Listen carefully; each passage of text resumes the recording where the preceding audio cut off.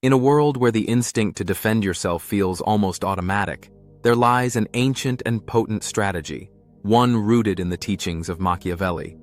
Never explain, never justify, never defend. When accused, misunderstood, or subtly attacked, most people leap to clarify their intentions.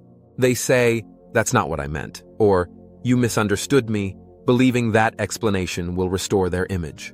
But in the Machiavellian view, this reflex isn't noble, it's a sign of weakness. The moment you defend, you lose.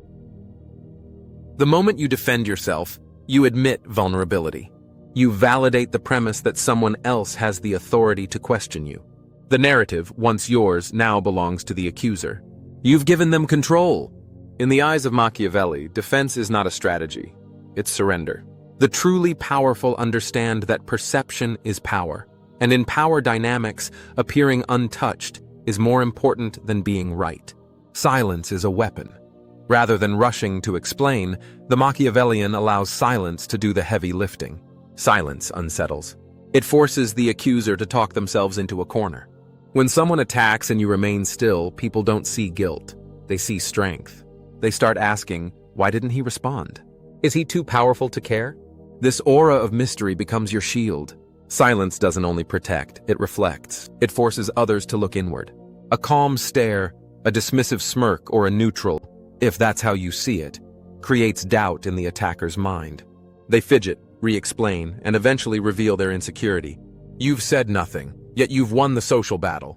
Reframing the accusation beyond silence, there is an even colder move: inversion. Instead of denying an accusation, turn it back on the accuser. If someone says you're arrogant, respond with detached curiosity. Strange how confidence upsets people. If you're called manipulative, say, only those who can't influence think that way. These are not just comebacks, they're psychological judo throws. You make the accuser's emotional outburst look like a personal failing. This isn't about playing cruel games. It's about understanding that emotional overreaction is a liability in high-stakes arenas, whether in business, relationships, or public discourse. The one who remains unreadable holds the upper hand. Control the frame. Control the outcome. In every confrontation, there's a frame, a way the story is being told. When you defend yourself, you're operating within someone else's frame. But when you reject the game entirely, you start to define the frame. You become the one others revolve around. Their accusations start to look petty. Their attempts to provoke make them look unhinged. The crowd begins to see you not as the accused, but as the standard. In meetings, relationships, or public forums, silence followed by precise, detached responses flips the script. The attacker is now on trial. You didn't win by arguing. You won by not playing. Emotional immunity is the end game. True power, Machiavelli teaches, is not just in strength, it's in immunity. Strength resists. Immunity doesn't even acknowledge the threat.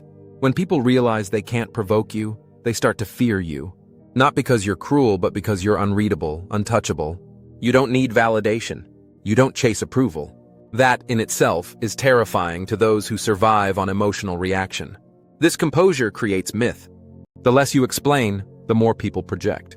They assume you must know something, must have a reason, must be in control. Silence in the face of accusation becomes legend.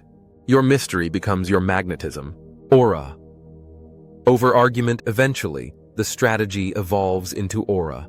A presence so grounded that people hesitate to challenge you, not because of what you say, but because of what you don't. Every action, or lack thereof, becomes deliberate. You don't defend because you don't need to. Your calm becomes a command. Your restraint becomes feared.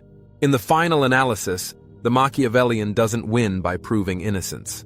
He wins by making others unravel trying to provoke him. He controls the frame, the tempo, the atmosphere. He isn't trying to be good, he's trying to be unshakable. And in a world obsessed with reaction, the man who never defends becomes the one no one dares to attack. Conclusion.